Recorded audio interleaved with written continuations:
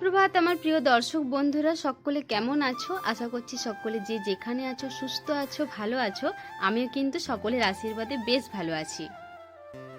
আজ শুক্রবার সকাল 6টা বাজছে। এখন থেকেই তোমাদেরকে নিয়ে আমার ব্লগটা শুরু করছি।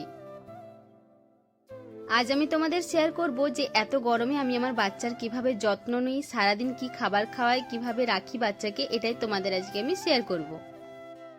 মেয়ে যেহেতু 5:30টার সময় উঠেছিল, তো বিছানায় আধা ঘন্টার মতো মেয়ে আমি দুজনেই শুয়েছিলাম। তো এখন বাজে সকাল 6টা। তো মেয়েকে দেখো ব্রাশ করানোর জন্য এসেছি। তো ব্রাশ করার সময় আমি কিন্তু প্রতিদিন মেয়েকে প্রথমে হাতে ব্রাশটা দিই, ওর পছন্দ মতো নিজে আগে দাঁতগুলো ব্রাশ করে নেয়, তারপর কিন্তু আমি ভালোভাবে পরিষ্কার করে দিই।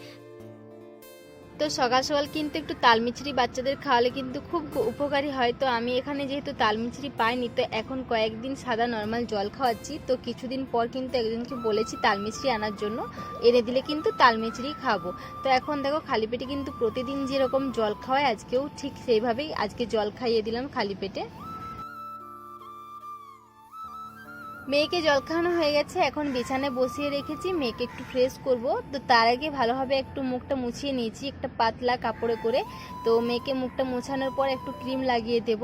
আর মেয়েকে যেহেতু ক্রিম লাগানোর সময় কিন্তু একটু হাতে অল্পখানি ক্রিম লাগিয়ে দিলে বেশ খুশি হয়, ক্রিম বলো পাউডার বলো। তো সেই জন্য একটু একটু করে লাগিয়ে দিই ওর হাতেতেও। তো যাই হোক দেখো একটু টিপও লাগিয়ে দেবো, সকালবেলা একটু ফ্রেশ করলে টিপটা ভালো লাগে। তো কপালে একটু টিপটাও পরিয়ে দেবো।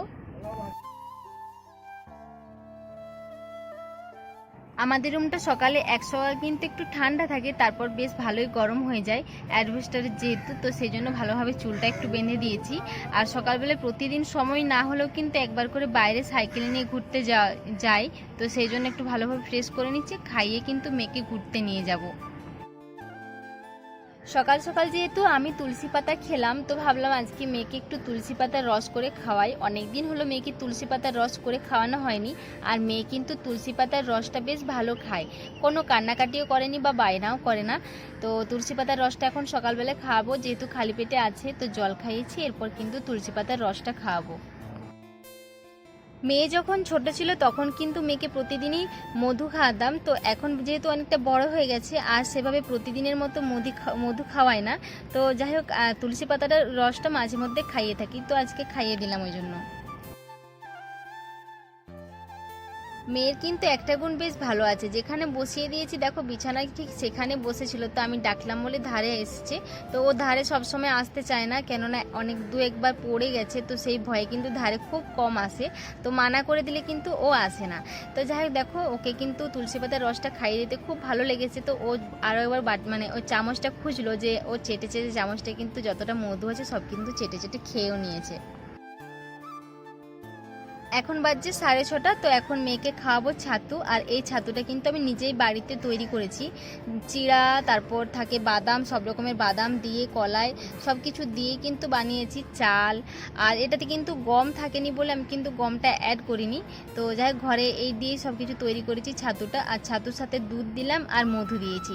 চিনিটা কিন্তু সবসময় আমি দিই না, খুব কম চিনিটা দিলে হয়তো রাত্রে দুধ রুটির সাথে দিয়ে থাকি। তাছাড়া কিন্তু আমি মধু দিয়ে বেশিরভাগ খাওয়াই। তো দেখো মেয়েকে একটু রেডি করে নিচ্ছি বাইরের দিকে যাব বলে, যেহেতু আজকে বেশ ভালো লাগছিল, কালকে বৃষ্টিও হয়েছে রাত্রেবেলায়, ভাবলাম যে একটু বাইরের দিকটা ঘুরে আসি। তো মেয়েকে দেখো জুতো পরাচ্ছিলাম, অন্য জুতোটা, তো ও বলছে যে না আমি বুটই পরবো। তো সেই জন্য ওকে বুটটাই পরিয়ে দিলাম। এত গরমে কিন্তু বুটটা পরলে একটু অসুবিধা হয় ঠিকই, কিন্তু ও বুট ছাড়া পরতেই চায় না। যতবারই যেখানে যায় না কেন ও খালি বায়না করবে যে আমি বুটই পরবো। তো দেখো মেয়েকে নিয়ে ঘোরাঘুরি করছিলাম, তো বেশ হালকা রোদও বেরিয়েছে। এরপর বাড়ির দিকে চলে যাব। অনেকটা টাইমে ঘুরলাম। তো আমার এরপর বাড়িতে কাজ যেহেতু আছে, মেয়েকে একটু ঘুরিয়ে দিলাম, মেয়ের মনটাও কিন্তু বেশ ভালো হয়ে গেছে। তো এরপর আমি বাড়ির দিকে যাব। আর আমি বাড়ির বাইরেটাতে কিন্তু ঘোরাঘুরি করছিলাম, বেশি দূর যাইনি। তো দেখো আমার বাড়ির সামনে কিন্তু অনেকটা জায়গাও আছে, তো সেই জন্য বাড়ির সামনেই ঘোরাঘুরি করি। B for C for cat, D for না, D for E for তো elephant, D for dog, E প্রতিদিন যেহেতু বই নিয়ে বসাই, তো আজকে সকালে যেহেতু ঘুরতে চলে গেছি, মেয়ের কিন্তু ঠিক মনে আছে যে সকালে বই নিয়ে বসতে হবে। তো দেখো বইগুলো নিয়ে বসেও ছিল। তো বাচ্চাদের মন যখন যেটা জিজ্ঞেস করবো সবসময় বলতে ইচ্ছে না হলে কিন্তু বলে না। তো যখন যেরকম বলে, কখনো কখনো বলে, কখনো কখনো বলতে চায় না। তো যাই হোক, দেখো একটু পড়াশোনা করুক, ততক্ষণকে আমি বাড়ির কাজগুলো করে নেব। আর মেয়েকে যেহেতু একা বসিয়ে রাখি না, একবার করে আমি কাজ করতে করতে মেয়ের সাথে কথাও বলি, যেহেতু যাতে বাচ্চারা একা না থাকে। তো সেই জন্য দেখো মেয়ের সাথে একটু কথা বলছি, আবার কাজও করছি বাড়ির।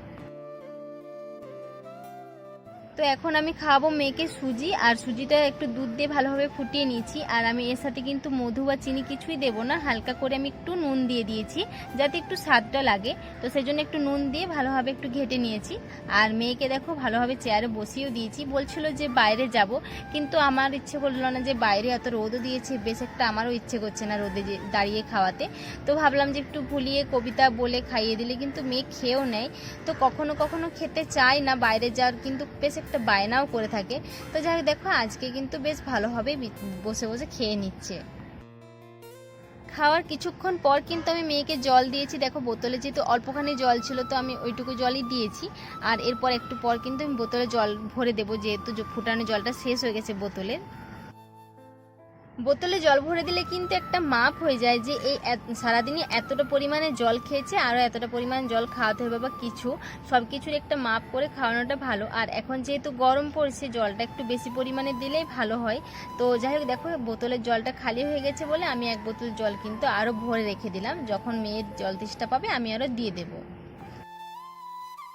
আজকে মেয়েকে কিন্তু খিচুড়ি খাওয়াবো, আর অন্যদিন ডালিয়াও খাইয়ে থাকি। ডালিয়া আজকে খাওয়াবো না, খিচুড়ি খাওয়াবো। তো খিচুড়িতে দিয়েছি পেঁপে, আলু, গাজর আর মুসুর কলাই। তো ভালোভাবে দেখো বেশ মিহি করে আমি চকুটে নিয়েছি। তো এটা আমি খাওয়াবো প্রায় 10:30টার সময়। তো এখন 11:30 বাজে, মেয়েকে আমি আপেল খাওয়াবো। আর আপেলের সাথে আমি বাদাম কুচিয়ে দিয়েছি। তো কুচিয়ে দিলে বেশ ভালো হবে, মিক্সিতে দিলে গ্রাইন্ডিং হয়ে যায়, তো সেজন্য ভালোভাবে কুচিয়ে দিয়েছি। আর মেয়েরকে এখন 1.5টা আপেল দিয়েছি আজকে।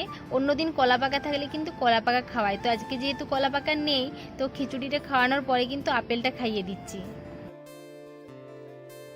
তো মেয়েকে তেল মালিশ করে এখন বাথরুমে নিয়ে এসেছি। মেয়েকে কিন্তু বাথরুমে নিয়ে আসলে আমি প্রায় 5 মিনিটের মতো ওর মতো ছেড়ে দিই, যে ওর মতো জল ঘেটে নিক, তারপর আমি আমার মতো করে স্নান করে দিই। যেহেতু বাচ্চারা একটু জল ঘাটতে বেশ পছন্দ করে, তো মেয়ে একটু জলটা ঘেটে নিলে পর আমি ওকে স্নান করিয়ে দেবো। আর আমার যেহেতু স্নান টান হয়ে গেছে, আমাকে যাতে ভিজিয়ে না দেয় সেই জন্য কিন্তু আমি দূরেই দাঁড়িয়েছিলাম। তারপর মেয়েকে স্নান করালে তো আমি অর্ধেকটা ভিজেই যাই। তো এখন আমি তরমুজের রস করব। এই রসটা আমি এখন খাওয়াবো স্নান করার পর, প্রায় এখন বাজছে 12:30। তো এই রসটা আমি এখন খাওয়াবো। আর আজকে আমি ডিম সেদ্ধ দিইনি, তো সেই জন্য এতগুলো ফল খাইয়ে দিলাম। আর গরমটা যেহেতু বেশ পরিমাণেই বেড়ে গেছে, তো সেই জন্য আজকে আর ডিম সেদ্ধ দেবো না।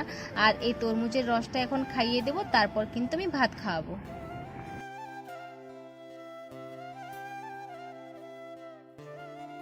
মেয়েকে স্নান করিয়ে তুলসীদানে একটু প্রণাম করি, তারপর দেখো রুমে নিয়ে চলে এসেছি। আর যেহেতু এত গরম, তো সেই জন্য বাইরে একদমই রাখিনি, তো মেয়েকে নিয়ে চলে এসেছি। আর মেয়ে কিন্তু বাইরে যাওয়ার অতটা বায়নাও করছে না, যেহেতু বুঝতে পারছে বাইরে গরম, ও থাকতেও চায় না বাইরে।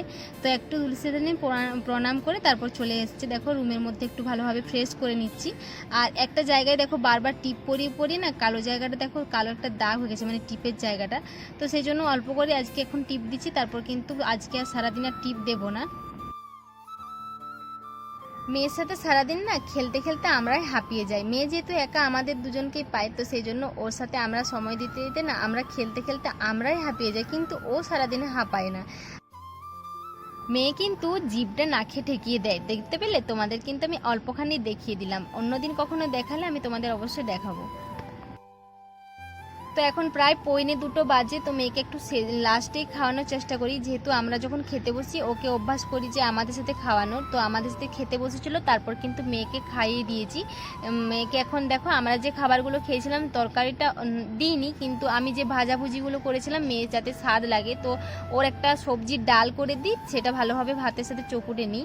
আর এই ভাজাভুজিগুলো দিয়ে কিন্তু ভাত খাইয়ে দিই। আর মেয়ের সাথে কবিতা বলতে বলতে খাইয়ে দিলে মেয়ে কিন্তু বেশ ভালোভাবে খেয়ে নেয়। তো বসে খেতে চাইছিল না, ভাবলাম যে আজকে একটা নতুন কবিতা বলি, তো সেই জন্য একটা নতুন কবিতা বলছি বলে দেখো বেশ ভালোভাবে বসে বসে কিন্তু ভাতটা খেয়েও নিচ্ছে। এই অভ্যাসটা জানি না কতদিন রাখতে পারবো, যতদিন ছোট থাকবে ততদিন রাখার চেষ্টা করব। এখন বাজে সন্ধ্যে 6:30 আর মেয়েকে ভাত খাইয়ে কিন্তু দুপুরবেলায় ঘুম পাড়িয়ে দিয়েছিলাম, আর মেয়ে 6টা বাজতে না বাজতে উঠে গেছে। তো মেয়েকে ঘুম থেকে তোলার পরে কিন্তু জল খাইয়ে দিয়েছিলাম। তো এখন 6:30 বাজছে, মেয়েকে একটু বর্নভিটা খাওয়াবো। আর বর্নভিটাটা কিন্তু আমি বেশি দিন আরম্ভ করিনি, কিছুদিন আগের থেকে কিন্তু খাওয়ানো শুরু করেছি, তা নইলে আমি দুধই খাওয়াতাম সন্ধ্যেবেলায়। তো মেয়েকে একটু ভালোভাবে গ্লাসে করে খাইয়ে দিচ্ছি। আর এখানে দেখো টিকটিকি দেখে কিন্তু খেয়ে নিচ্ছে। আজকে কিন্তু আর এখন বায়না করেনি বাইরে যাওয়ার জন্য। আর যেহেতু বলেই দিলাম যে খেয়ে দিয়ে বাইরের দিকে হাঁটতে যাবো চলো, তো সেই জন্য বেশ ভালোভাবে খেয়েও নিচ্ছে। মেয়েকে রাত্রে রুটি খাওয়াবো, তো রুটিটা এখন ভালোভাবে গরম দুধে কিন্তু ভিজিয়ে রেখে দেবো। খাওয়ার সময় ভালোভাবে হাতে চকুটে নিলে বেশ মিহি হয়ে যায়। তো চলো আজকের মতো তোমাদের এইটুকুই শেয়ার করলাম। আর মেয়ে সারাদিন কি খায়, কিভাবে যত্ন করি গরমের মধ্যে, তো সেটুকুই তোমাদের আজকে শেয়ার করলাম। তো আজকের মতো ব্লগটা আমি এখানে শেষ করছি। সকলে সুস্থ থাকবে, ভালো থাকবে। দেখা হচ্ছে একটা নতুন কোনো ব্লগের সাথে। Tata, bye bye.